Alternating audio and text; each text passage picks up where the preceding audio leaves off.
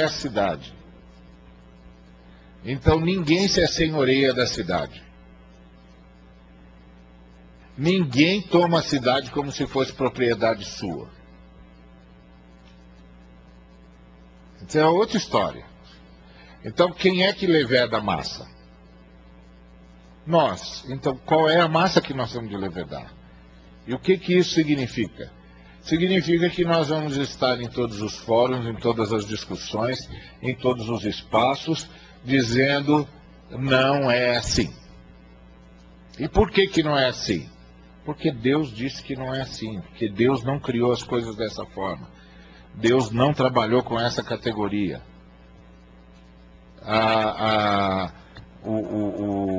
O sábado é para o homem e não o homem para o sábado. Foi o que Jesus ensinou.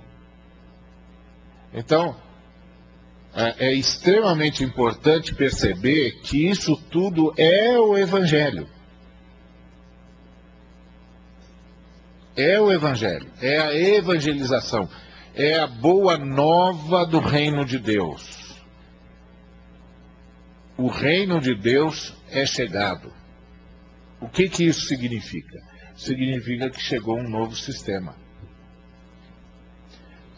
Significa que chegou um novo conjunto de princípios, um novo conjunto de pressupostos. É a diferença entre a estátua e a pedra. A estátua é o reino dos homens, lá em Nabucodonosor. É o império humano, que tentou resolver o dilema humano sem levar em consideração a vontade de Deus. A pedra é o reino de Deus. São sistemas que colidem. Princípios que colidem entre si. Não tem negociação entre eles. Eles estão em rota de colisão. Inevitável. Inevitável. Então, no império humano, que a estátua tipifica, está o princípio do poder. De um poder idolátrico, por isso é uma estátua, é um ídolo. É um poder idolátrico. É um poder que substitui Deus e que convoca os seres humanos a adorá-lo. Já o reino é uma pedra. É fruto da criação. É resultado da criação de Deus. É a criação de Deus. É algo que vem diretamente de Deus. Que não é manipulado pelas mãos humanas. É um outro sistema. E, curiosamente, quanto mais divino é o sistema, mais o ser humano é o beneficiado. Então, isso é o Evangelho. Essa é a boa notícia. Pregar o Evangelho é levar tudo isso, porque é levar Cristo. E levar Cristo é levar uma pessoa com tudo o que ela é, com tudo o que ela propõe, com tudo o que ela pode.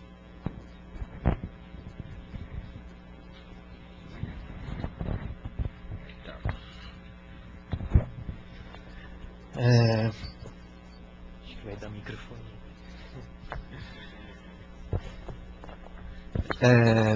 Queria fazer uma pergunta que é o seguinte: se a gente reparar durante toda a história, acho que a igreja se fortaleceu em alguns lugares e depois ela acabou caindo ou por perseguição ou porque esfriou mesmo.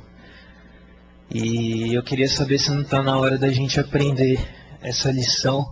Porque eu acho que o que faltou foi exatamente a igreja ter tomado essas atitudes, né? E será que isso também não é um certo comodismo da igreja em ver que o fato dela ser perseguida, né? Que Jesus fala bem-aventurados os perseguidos, mas será que a igreja não está vendo isso meio distorcido e ficando e gostando de ser perseguida?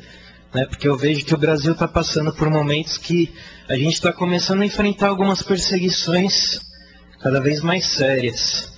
E a igreja está acomodada, né, nessa situação. Então queria que vocês falassem um pouco disso aí.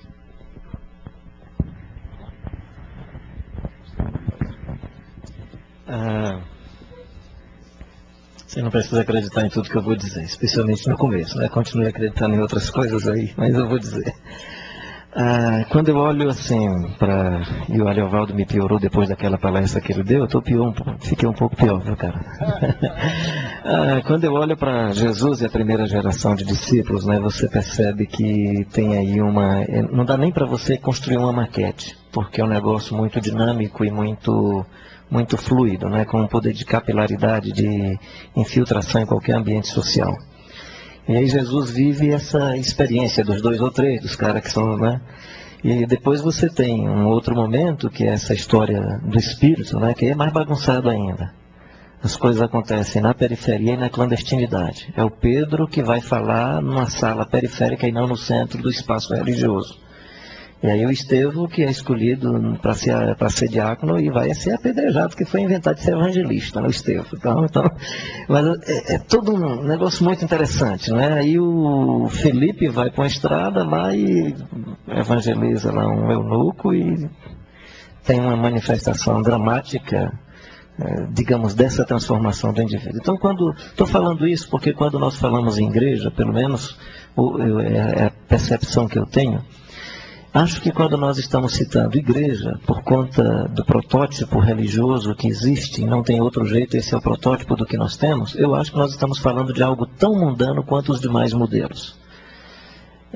Então você está falando de um modelo mundano. Eu sempre digo que não é como provocação, é muito mais para a gente perceber esse papel dos discípulos e das discípulas, é que nós precisamos de discípulos em todos os ambientes sociais. Nos esportes, na cultura, na política, e precisamos de discípulo na igreja. Porque quando a gente fala que precisa de discípulo na sociedade, dá a impressão que é o pessoal da igreja indo para lá. Eu não acredito que nas nossas igrejas todo mundo seja discípulo de Jesus. Eu acho que esse fermento, ele também fermenta, ele também leveda a massa que se chama igreja, porque ela está formatada no modelo religioso como qualquer outro modelo religioso. Do ponto de vista político e social, por favor me entendam, não estou falando do ponto de vista da teologia, da doutrina, nem nada. Do ponto de vista político e social, do jeito que tem o pai de santo, tem o sacerdote em qualquer religião. Todo modelo religioso vai ter esse cenário. Tudo indica que Jesus está falando de outra coisa e de outra conversa. E aí olhar para Jesus e a maquete, né, é difícil falar em maquete porque a maquete é do religioso, o dele é outro negócio. Olhar para isso e pensar nessa fermentação, eu estou dizendo isso porque eu me animo. Porque enquanto eu me desencanto com a instituição, com esse negócio que está organizado, eu me animo que nela eu começo a perceber vários discípulos e discípulas. E começo a perceber, inclusive, discípulos e discípulas de Jesus, que se criarmos uma categoria do que é um seguidor de Jesus, às vezes ele não está nesse ambiente e é um discípulo e discípula de Jesus, tudo indica. Então, nesse sentido, quando a gente fala assim, a igreja fazemos, e eu acho que devemos continuar fazendo, nós devemos fazer não como uma resposta, mas como um dos elementos da sociedade, ou como um dos grupos da sociedade, que merece também essa avaliação. Claro que eu estou usando a mesma palavra usada nos textos bíblicos como igreja. Eu só presumo que quando Jesus diz eu vou edificar minha igreja, as portas do inferno não prevalecerão contra ela, Jesus provavelmente não está falando desse mesmo negócio mundano que o inferno pega daqui para ali. Consegue laçar de qualquer jeito, põe um anzolzinho e pega. Jesus está falando de um outro negócio que o diabo não tem jeito de pegar.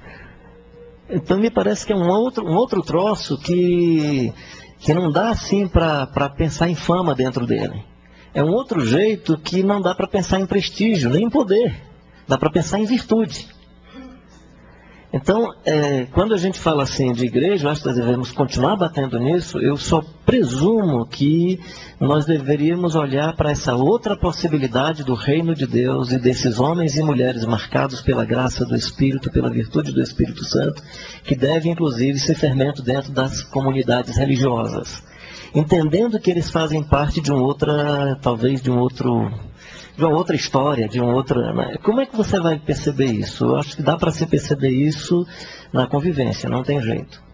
E aí o que é que essa pessoa sinaliza de comunhão com Deus, pelo amor que tem aos irmãos e às irmãs, às pessoas, pelo respeito que tem à vida, pela sua própria dignidade, pelo cuidado de se perceber exortado, consolado, edificado, perceber as suas fraquezas e pedir graça e poder do Espírito. E eu acho que aí tem vários sinais onde nós poderíamos identificar esses discípulos e essas discípulas de Jesus. É você pensando na figura aí já colocada aqui, a figura do sal e da luz, que tipo de sal é esse? O tipo de pessoa que em tirando vai fazer falta ao ambiente. Ou seja, se você é alguém que em tirando não faz falta ao ambiente, acho que assim, não faz falta ao ambiente que gera vida, tá?